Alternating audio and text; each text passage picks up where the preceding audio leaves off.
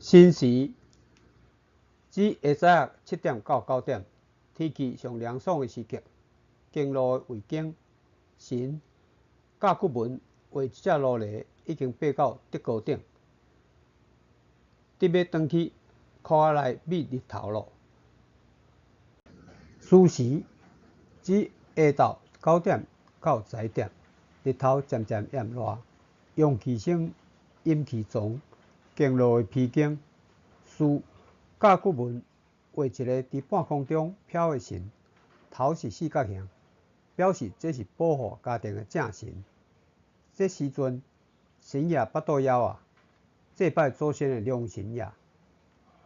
午时指下昼11点到1点，日头长在头顶，经路的心经。午甲骨文画一支竹篙，中有一搭乌影，表示日头拄伫正中。昼上将日，中将日，下将一。比如做竹篙下日影的移动，若无密在写字，笔尖到达，阴影就到遐。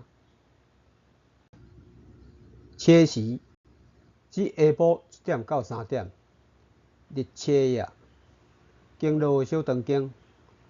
切将日将木将花，本意是日头渐渐向西偏斜。申时指下晡3点到5点，日头未落山前，佫叫日落申。经路的膀胱经。申甲骨文画一个伫阴阳两界飘动的幽魂。这幽魂叩首跪拜，亲像无家可归的乞食在讨食，也就是好兄弟仔。这时阵拄好是凶兵克将，祭拜好兄弟仔的时刻。酉时指下昏5点到7点，点灯关门休困的时刻。经路的神经。酉是发家完成的酒，会使用伫点灯，表示日头落山后，室内点起油灯。戌时指下昏7点到9点，关庙门、闭城门时刻。经路的申报经。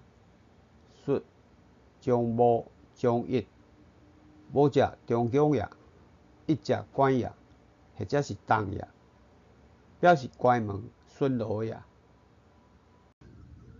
亥时指下暗9点到11点，做山开的时刻。经路的三朝经。亥甲骨文画2只猪在交配，母前公后，母猪的前脚佫拄伫鸡仔顶，予公的好办事。新人生夜。